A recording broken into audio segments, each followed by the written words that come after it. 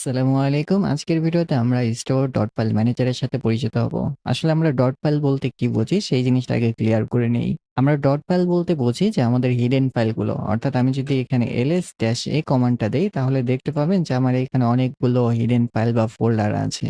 এবং প্রত্যেকটা সফটওয়্যার বা আমাদের এনভায়রনমেন্ট এর জন্য কিছু কনফিগ ফাইল থাকে যেগুলো আমরা বারবার চেঞ্জ করতে চাই না। এগুলো আমরা একটা প্লেসে সেভ করতে চাই এবং আমাদের প্রয়োজন অনুযায়ী সেগুলোকে মডিফাই করতে চাই।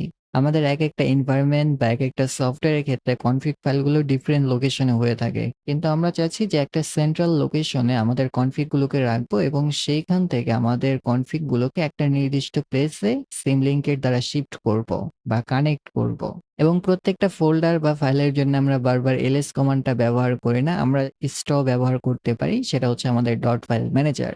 এবং এখানে আপনারা দেখতে পাচ্ছেন যে আমার ওয়েব আর ওয়েস্টাম, ওফি এরপর আমার Kdenlive, হাবিজাবি অনেক কনফিগ আমার এখানে থাকে। এই যে আমার রফি এখানে আছে।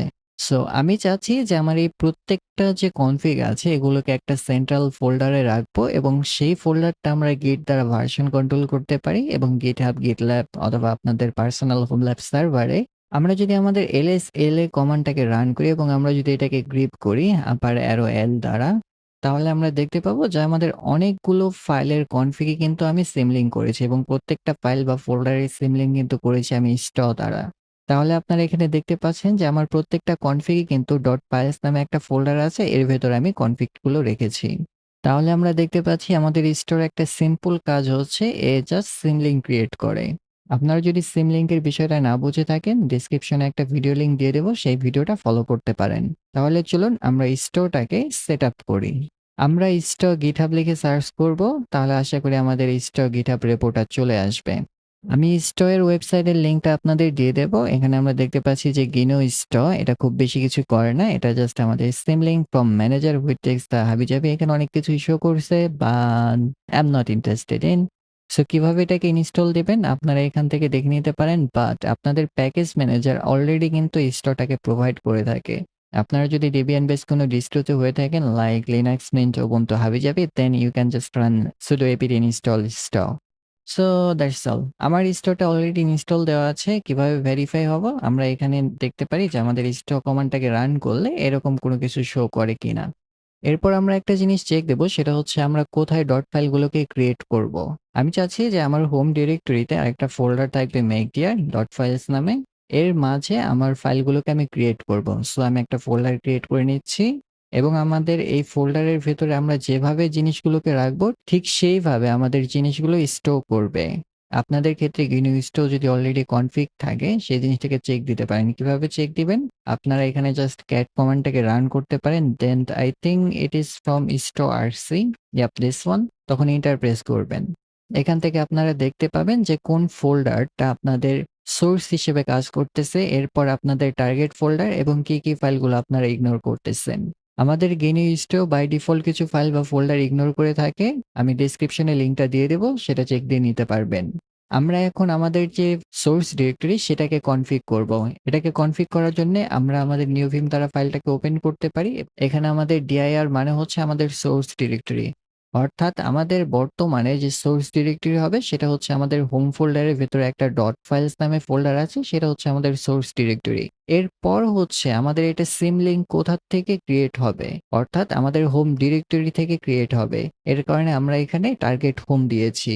এরপর আমরা যখন স্টক করব সে কোন ফাইলগুলো ইগনোর করবে। আমরা এখানে দিচ্ছি যে আমাদের যতগুলো রিডমি ফাইল থাকবে সেইগুলোকে ইগনোর করবে। সো আমরা এখন এটাকে সেভ এন্ড কুইট করব। আমরা আমাদের টার্মিনালটাকে ক্লিয়ার করে নেই এবং আমরা কোথায় যাব? আমাদের .files এর ভেতরে চলে যাব।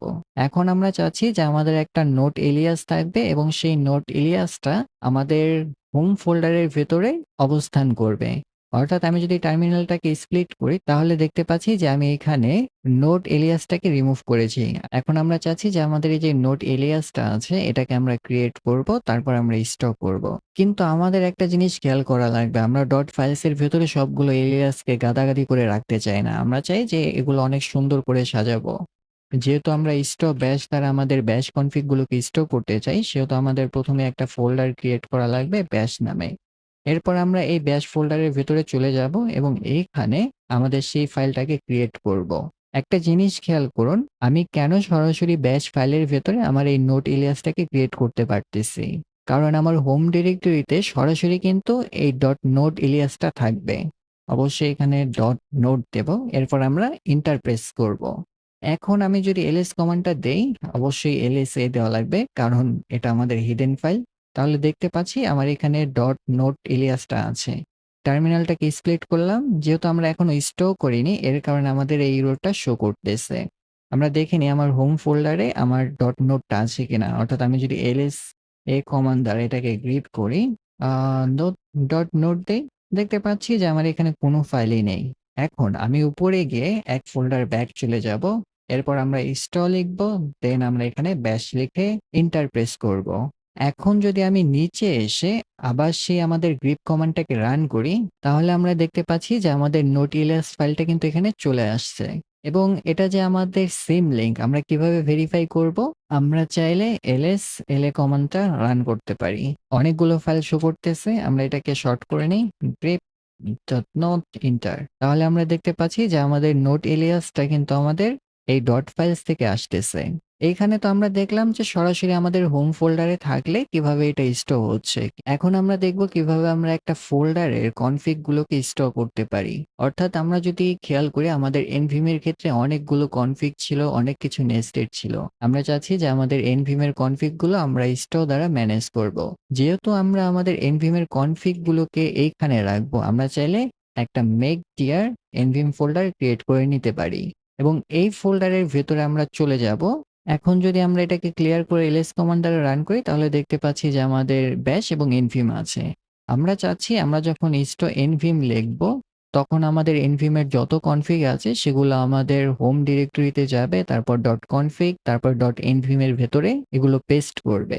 একটা জিনিস খেয়াল করুন, আমরা চাচ্ছি যে ইনস্টো nvim, কিন্তু আমাদের nvim এর কনফিগ গুলো থাকে কোথায়? আমাদের হোম ডিরেক্টরির ডট কনফিগ এর ভেতরে। এর কারণে আমাদের যেটা করা লাগবে, আমরা সরাসরি কোথায় যাব? আমাদের nvim এর ভেতরে চলে যাব এবং এর মাঝে আমরা আরেকটা ফোল্ডার ক্রিয়েট করব .config নামে। আমরা এটা কেন ক্রিয়েট করতেছি আমরা কি বুঝতে পেরেছি? আমরা একটা কাজ করি, টার্মিনালটাকে স্প্লিট করে আপনাদের যদি দেখাই আমাদের nvim এর কনফিগটা কোথায় থাকে? .config.nvim দেখতে পাচ্ছেন? এটা কিন্তু আমাদের .config.nvim এর ভেতরে। অর্থাৎ আমি যদি ls কমান্ড দ্বারা দেখি তাহলে আমাদের init লো হাবিজাবি সবকিছুই এখানে আছে। আমাদের GNU স্টোরতে একটা জিনিস মেক সিওর করা লাগবে, সেটা হচ্ছে আমরা যে ফোল্ডারটাকে সিমলিংক করতে চাচ্ছি তার স্ট্রাকচারটা অবশ্যই আমাদের সেই ফোল্ডার থেকে সেম হওয়া লাগবে। আমাদের এইখানে ডট ফাইলস থেকে ডট nvim এর পরে ডট কনফিগ থাকবে, এরপর আমাদের nvimটা এখানে থাকবে। এখন আমরা কি করব? এন্টার প্রেস করব এবং আমরা কোথায় চলে যাব? আমাদের ডট কনফিগ এর ভিতরে চলে যাব। এই ডট কনফিগ এর ভেতরে আমাদের যত nvim এর কনফিগ আছে সবগুলো এখানে লিখব। কিভাবে লিখব? আমরা প্রথমে একটা nvim ফোল্ডার ক্রিয়েট করব। make dir nvim। একটা জিনিস খেয়াল করুন, আমার nvim এর কনফিগ গুলো কিন্তু আমি এখানে রেখেছি। অর্থাৎ আমাদের এখানে init লোয়া ফাইলের ভেতরে যা কনফিগ আছে সবকিছু এখানে আছে। এবং আমরা একটা জিনিস খেয়াল রাখবো, আমরা ডট ফাইলের ভেতরে আছি, তারপর nvim এ আছি এবং আমাদের ডট কনফিগ ডট nvim। আমরা যখন ডট ফাইলস এর ভেতরে গিয়ে আমাদের ইনস্টো nvim কমান্ডটাকে রান করব, তখন আমাদের হোম ফোল্ডারের ভেতরে এটা ডট কনফিগ, তারপর আমাদের ফরওয়ার্ড nvim এর ভেতরে এই ফাইলগুলো স্টোর করবে। এই জিনিসটা আমরা মাথায় রাখবো। প্রথমে আমরা চেক দিয়ে নেই আমাদের ডট কনফিগ nvim এর ভেতর কোনো কিছু আছে কিনা। থাকলে সেই জিনিসগুলো আমি সরিয়ে নিচ্ছি। আপনারা কিন্তু ব্যাকআপ দিয়ে রাখবেন। Emacsটাকে ওপেন করতেছি যেন আমাদের সুবিধা হয় এবং আমরা কোথায় যাব? একটা নতুন উইন্ডো ক্রিয়েট করতে পারি। আমরা cd.config, এরপর আমরা চলে যাব আমাদের nvim এর ভেতরে। দেখতে পাচ্ছি আমাদের এখানে nvimটা আছে। সো আমি এটাকে রিমুভ করে দেব। আপনারা কিন্তু এটাকে ব্যাকআপ দিয়ে নিবেন। ব্যাকআপ দেওয়ার জন্য আপনার mv, তারপর আপনাদের nvim, তারপর এখানে জাস্ট nvim.back লিখে এন্টার প্রেস করতে পারেন। এতে করে আপনাদের যে কারেন্ট কনফিগটা আছে এটা ব্যাকআপ হয়ে থাকবে। অর্থাৎ কোনো কিছু ভুল হলে আপনারা এই ব্যাকআপটাকে আবার nvim এ কনভার্ট করতে পারবেন।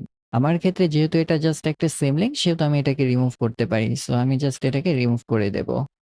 আমরা আমাদের ডট ফাইলে ব্যাক করব এবং এইখানে আমরা কাকে স্টোর করব? আমাদের nvimটাকে স্টোর করব।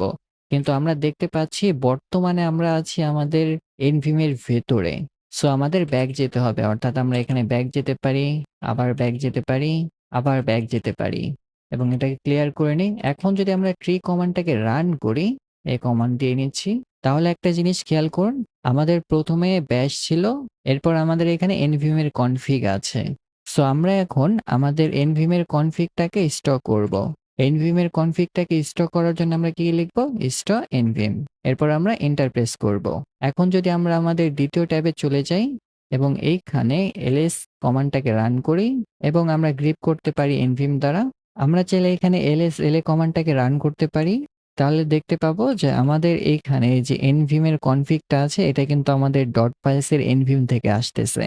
আমাদের সিমলিঙ্ক কিন্তু আমরা যেকোনো ডেস্টিনেশন থেকে এডিট করতে পারি এবং সেই জিনিসটা আমাদের সোর্সে মডিফাই হবে। আমরা সেফলি সিমলিঙ্ক ডিলিট করতে পারি। কিন্তু আমরা সিমলিংকের ভেতরে যে ফাইল বা ফোল্ডারগুলো থাকবে সেগুলোকে ডিলিট করলে কিন্তু আমাদের অরিজিনাল ফাইলগুলো ডিলিট হয়ে যাবে। এর বিস্তারিত আলোচনা আমি প্রিভিয়াস ভিডিওতে করেছি। সো এইভাবে আপনারা আপনাদের ডট ফাইলের কনফিগগুলোকে সাজাতে পারেন। এরপর আপনারা জাস্ট GNU Install দ্বারা আপনাদের ডট ফাইলগুলোকে ম্যানেজ করতে পারবেন। আমরা একটা জিনিস খেয়াল রাখবো সেটা হচ্ছে আমরা যেভাবে ফোল্ডারটাকে স্টোর করতে চাই তার ভেতর আমাদের হোম ডিরেক্টরি থেকে আমাদের পাথগুলো নেস্টেড হবে।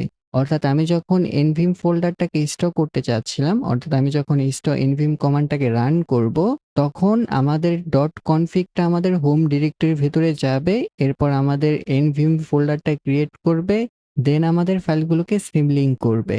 এই জিনিসটা কিন্তু কখনোই মেস আপ করবেন না। আমরা কিভাবে স্টোর করব এবং কিভাবে এটাকে সাজাবো। আমি সাজেস্ট করব আপনারা ছোট, ছোট ব্যাশ ফাইল দ্বারা স্টোর করা প্র্যাকটিস করুন। দেন আপনারা আপনাদের কনফিগ গুলো আস্তে, আস্তে স্টোর করুন এবং অবশ্যই ১ম এ একটা ব্যাকআপ ক্রিয়েট করে নিবেন।